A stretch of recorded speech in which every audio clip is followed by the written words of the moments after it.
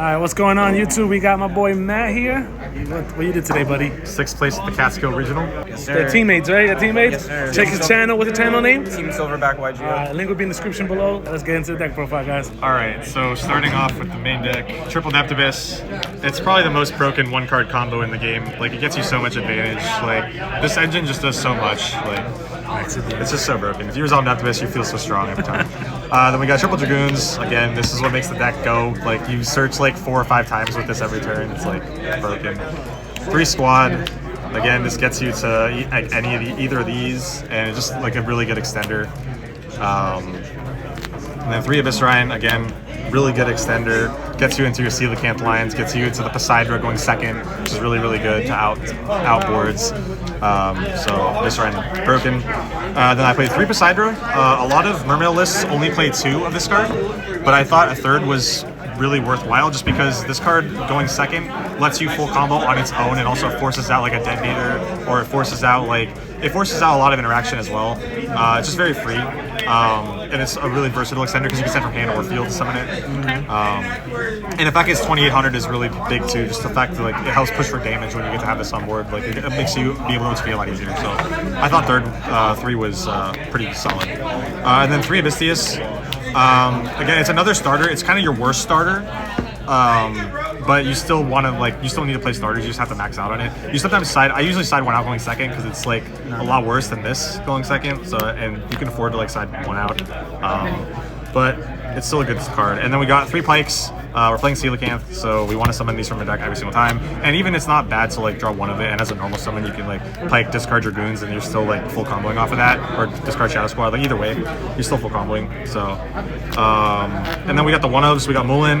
This card's broken. Needs to get banned. Yeah, maybe it does, but yeah, you can hand rip people with this card so easily. They hand trap there was a couple games where I got drolled and I hard drew this, and they used a couple other hand traps, and I Mullin ripped their last 2 cards. And they had no cards in their top deck. Yeah, so this card's just so crazy. good, but it's and then we have Coelacanth, another like crazy ass card because that's nice. This card says it lets you play the game when you get drolled or when you get shifted, or like it's your way to play because you can Abyss Rhine for this card and then summon out all your fish from deck and still make a board anyways. So it's like this is your one way to play under a lot of those floodgate type cards. So this card's really important. And then we have the tuner for the Coelacanth, the Plutonius. This card is actually so crazy today. I did a play with this card where I searched it off of Pike and then discarded it for Minstrel, and then summoned it back off of Coral Anemone, and then use this to summon back Shadow Squad, and then use those 2 Shadow Squad to up the levels, and then make Abyss Rhine, and then full combo Abyss Tray, and then full combo off of that because I had this as an extra extender, right? So yeah, like this deck has a lot of crazy lines. It's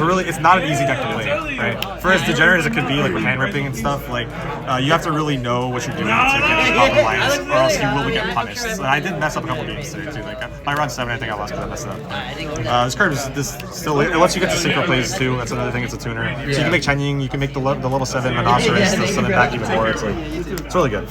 Then we got 1 Minstrel. I cut down on this because I didn't want to see multiples really. I was playing 3 in the main deck for a while, and it's really broken open going first. But I feel like if you're going first, you always can search this anyways most of the time, and again, you don't want to really be opening multiples of it, so I felt like cutting it down with 1 was fine. And cutting it down to 1 was fine. I still side the other copies for going first though, because you want to have it going first. But going second, this card's not very good, so it's just the 1 in the main. And then the 1 Heavy Infantry, you need to play this because it's just another interruption on you can discard on your opponent's turn with the Abyss Legia or the Abyss Rhine, or send it off the Poseidra on the opponent's turn, which is really broken because it's 2 interruptions when you can go Neptibus, revive Poseidra, and then Poseidra, send this to the graveyard, you bounce 1 with Poseidra, pop a card with Heavy Infantry on their turn. So it's just, and that, against Malice, that won me a game because I got both of his Malice names off the board and he had no way to continue playing. So, Heavy Infantry is very strong that way. Yeah, and then for some non-engine, we got triple Perulia, triple Ash. I don't own Fuas anymore, so this is what I had to work with. Perulia is insane in this deck just because of water. You can just pitch it for free going first, like so it's not even that bad to open going first compared to like Fuelos. And it's a level 4. It's level 4. So you can summon it back. I didn't need to do it today, but you can summon it back off of the Coral Anemone of the extra deck to go Bahamut Toad. Bahamut Toad. Yeah. Disgusting. And then Ash, like just you need to have Ash for both armies. I decided to play Droplet. This was kind of my replacement card for Fua, and this card actually went crazy today. Like I stopped Dweller a couple times, and I stopped Detonator, and I stopped I stopped a bunch of other shit with this card. This card was actually solid. Yeah, and then we got 1-for-1 in Triana. 1 for 1 is just another starter. I usually decide it's not going second because it's like it's not a good starter. It loses to every cantrip really hard. They Asher Impulse this, you just got cooked. But Triana actually saved my butt like a lot in one game against Malice when I got Nibiru. I hard drew this and I summoned back Poseidra off of it, and then that let me basically play through the nib because I have Poseidra, then bounces nib back, dump a Shadow Squad, and then summon Neptibus, and then play more from there, right? So this card actually like came up. It was kind of a fringe inclusion. It was kind of a last second inclusion to play this, but I thought it was really worth it. I don't know if it'll like I might take it out again going forward, but for now it was good today, right? I made 1 copy of Talents. Like this card, I saw it a few times. It was pretty good. Talents is always a crazy card.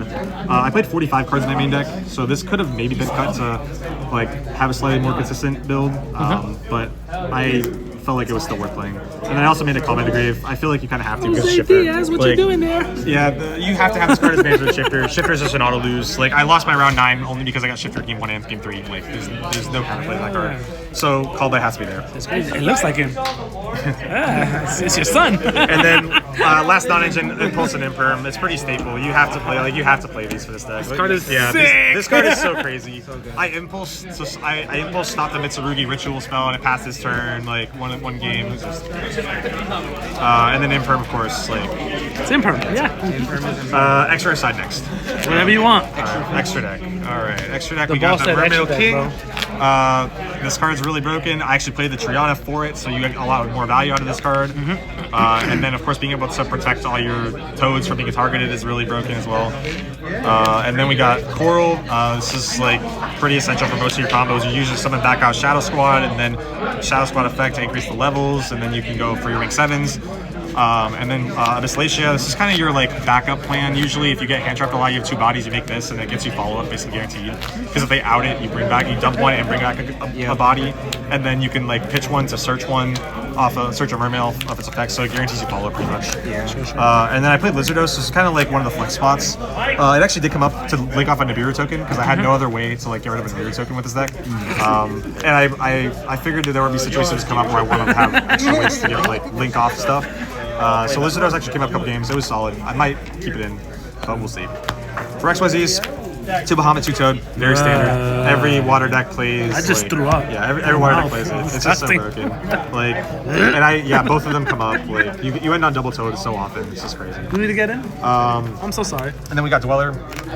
Again, this card's probably getting banned. Best card. Best card before. Yeah, this card is like. Oh, you almost got me. I almost sat down and fell. Yeah, I played a mirror match. I played like this card just goes crazy. I played against Fiend Smith Horizon. It's really broken. I played Mitsurugi, really broken. Like just stops them. And then rank 7s, Trite, Gaios, Poseidra. Pretty standard. Like every list plays all 3 of these, and all 3 of them came up. All 3 of them were good. Like this card just lets you go to so easy. You just bounce 3 of their cards, and then you soul charge back 3 guys. It's just so crazy. Only 3. And then this card is just such a good extender, being able to reborn anything. Like there were multiple times where I hard drew Coelacanth, I discarded it, and then I made this, and I reborn the Coelacanth off of it, and then Coelacanth effect, and then pop off more. Like it's fucking crazy. And then for Synchros, I played Quandax. Not a lot of people are playing this card, but it's another level 4. It basically just always ensures you can end on double rank 4, because when you use this effect to summon back 3 names, you summon back out Minstrel, another level 3, and then Neptibus, and then you can use Minstrel plus Neptibus to make this guy to have another level 4. Yeah, I saw you do that around. I did that. Yeah, I did that. But when it came up like my round 8 game, that really came in clutch to make the Toad. Because without this, I didn't have a way to get to rank 4. And then I played Monoceros. This card is actually such a crazy extender because you get back. Usually, like he's on summon, he revives any fish from the grave. Oh, so that's basically, broken. you go into him and you revive this, and then this effect becomes live to then revive another fish. A fish ceaser or aqua up to the number of level up to the number of cards in your opponent's hand. So if they have only like hand trapped you once, they have 4 cards. You can summon back a level 4 player. That's crazy. And then you can usually use like these 2 into Chen Ying. Last card is Chen Ying. Yeah, this one. Yeah, so you go those 2 into Chen Ying, and then you have another level 4, and you can make a rank 4 off of that. And then it's just it's just full combo every time. Chen Ying came up a couple games today. It was actually insane because I was one game I was under DDG and I summoned Chen Ying, and I just used my Coelacanth effect to discard a card which got banished and then trigger the Chen Ying and banish against Labyrinth. Yeah. It was insane.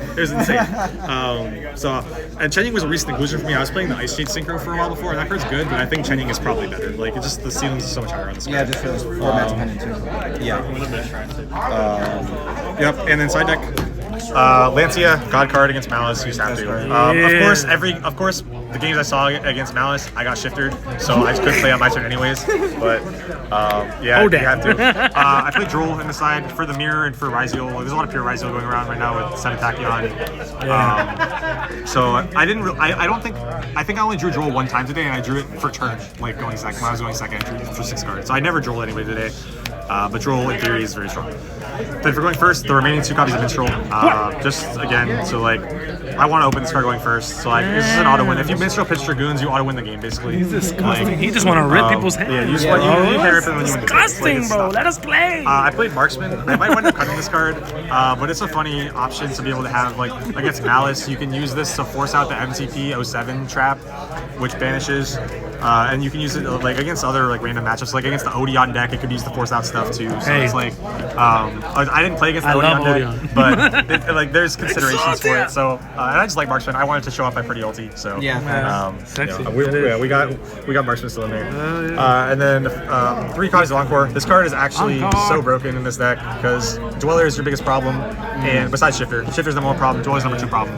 And this deals with your number 2 problem like instantly. So you just have to play it. Like you have max Dweller is outed by Droplet and this card, and you just have the most amount of outs possible, so that you can play the game. Because if you can play the game, you probably win. Like realistically. And then the last cards on the side, I played Feather Duster, 1 Lightning Storm, and 1 more copy of Talents for going first. I wanted another card for going first because Droplets and Charmies are subpar going first, so I wanted to side those out and have like other Talents going first. And then these are for again like I put them in usually against Malice or against like the pure Ryziel deck. They're good because they usually have like strikes and Beltroises and stuff that you can hit with these. And then like the Odeon deck is also so these cards are all good. I drew this once and I didn't see this, but they still are probably staying in going forward. So that's the list. Huge shout outs to Team Silverback.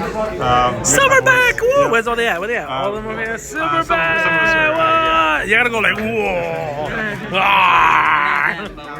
Yeah, no, we rascals. Of course, shout out Exodia-Man too. Yeah, he's here. All right. I've been lost, but whatever. All right, guys. Deuces!